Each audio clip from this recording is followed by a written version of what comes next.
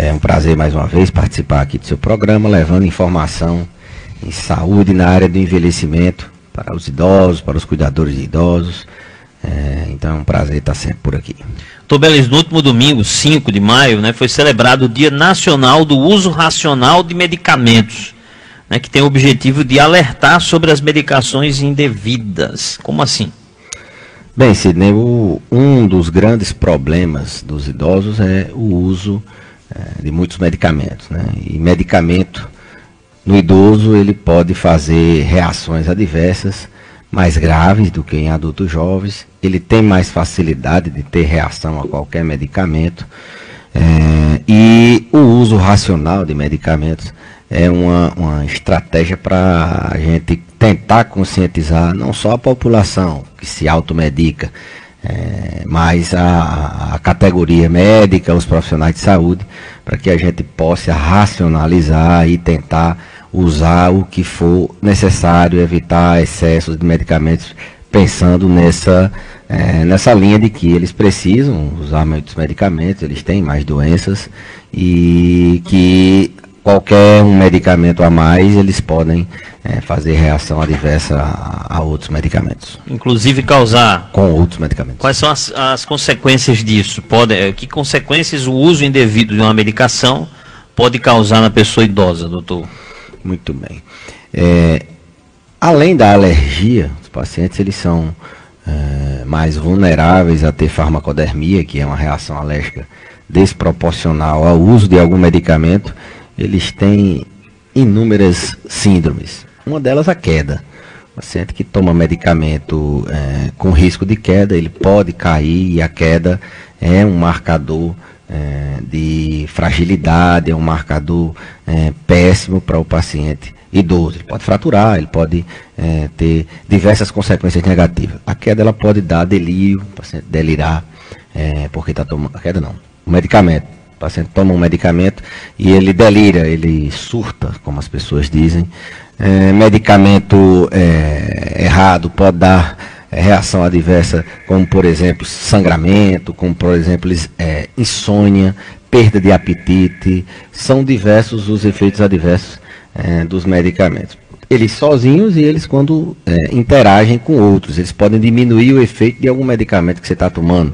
Está tomando um medicamento para o coração, você toma outro, e esse medicamento diminui o efeito daquele para o coração. Então, tem que aderir, a adesão ao tratamento é importantíssimo aos medicamentos que tem que tomar, mas o uso de medicamentos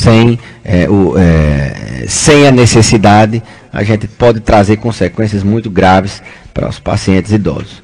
Em 2006, eu acho, foi o primeiro critério de BIRS, lançaram uma recomendação, os Estados Unidos lançou uma recomendação de medicamentos inapropriados para idosos, aqueles que têm risco, potencialmente com risco. E esses critérios, eles são todo ano atualizados, esse ano 2019 já foram atualizados, para guiar mais ou menos as boas práticas na prescrição de medicamentos e orientar o que é que a gente deve fazer em cada situação. Para você ter ideia, Sidney, a gente sabe que o idoso ele deve ser acompanhado. O diferencial da geriatria é exatamente esse, o acompanhamento. A gente percebe que as pessoas às vezes adoece de uma gripe, de uma pneumonia, leva ali e nunca mais acompanha. E aí ela fica sob o risco de muita coisa acontecer se ela não tiver uma manutenção, uma rotina de consultas para ser examinado e, fundamentalmente, para ser revista a prescrição.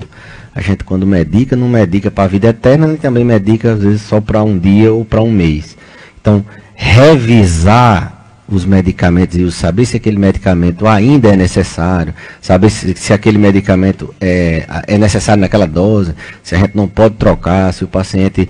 então, rever medicamento por medicamento faz parte da rotina do acompanhamento do paciente idoso, do acompanhamento do paciente acima de 65 anos. Então, essa questão de escolha racional de medicamentos, de uso racional de medicamentos, vai nessa linha da gente evitar a iatrogenia, o erro de medicamento desnecessário, da gente combater a polifarmácia, tentar usar o mínimo de medicamentos possível e tentar desprescrever sempre que possível. A ouvinte ligou aí, doutor, querendo saber sobre o zumbido que escuta.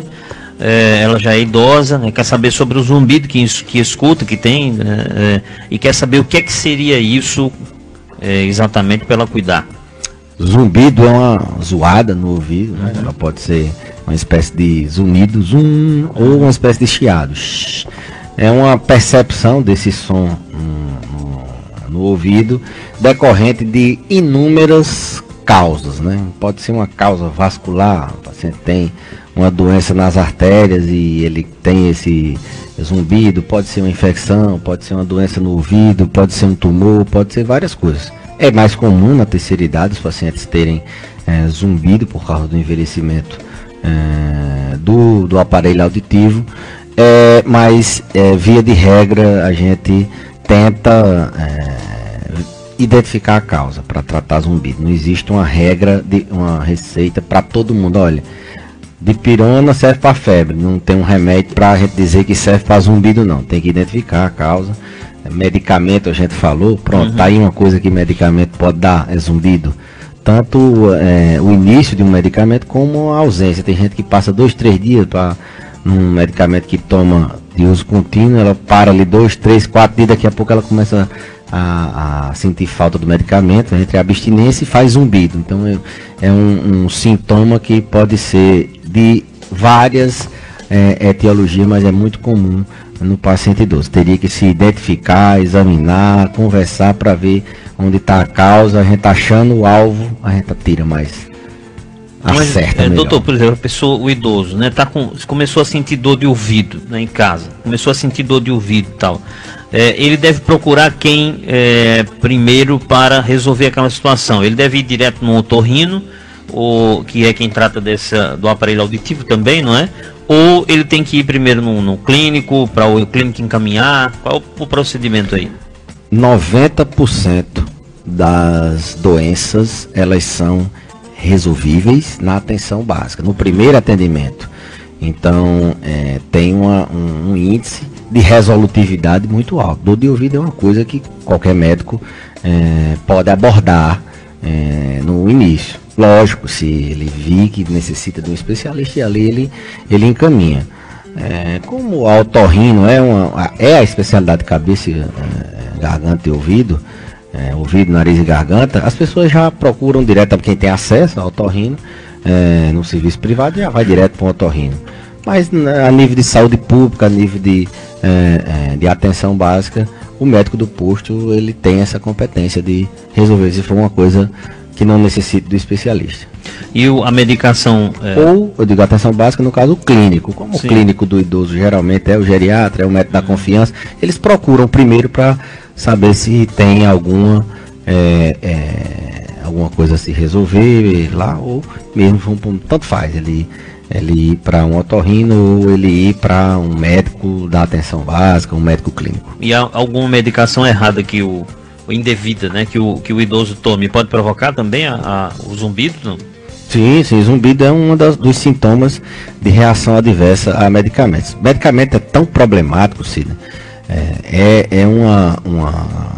uma coisa que a gente tem que, assim, o paciente tem que tomar os remédios que são prescritos, mas o uso abusivo de medicamentos pelos idosos é tão problemático, você tem ideia, 30% dos internamentos, isso é um dado americano, dos pacientes que internam devido à reação adversa a medicamento.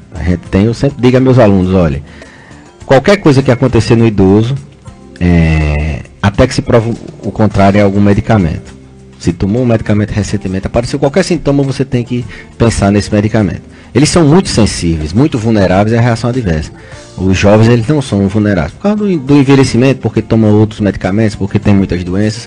Então o medicamento é um problema, não é por nada que a sociedade brasileira está fazendo esse uso racional de medicamentos. A gente só usar, não é toda dor de ouvido que você vai tomar um anti-inflamatório, um analgésico, um antibiótico, né? Então, quanto menos, melhor.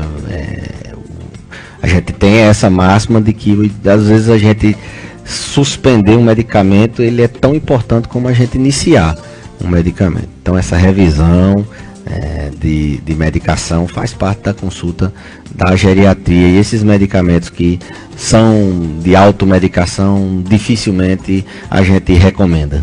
Essas medicações indevidas ainda nessa área aí do assunto que a gente iniciou, doutor, a medicação indevida, algumas delas inclusive chegam a agredir muito o estômago da pessoa? Muito, são não só os anti-inflamatórios, mas muitas medicações elas são agressivas à mucosa do estômago. O paciente tem azia, tem queimação, tem refluxo, tem dor no estômago, mas não só o estômago, mas ao rim. Olha, hoje de manhã eu atendi uma paciente que sofreu uma queda, olha como é a bola de neve.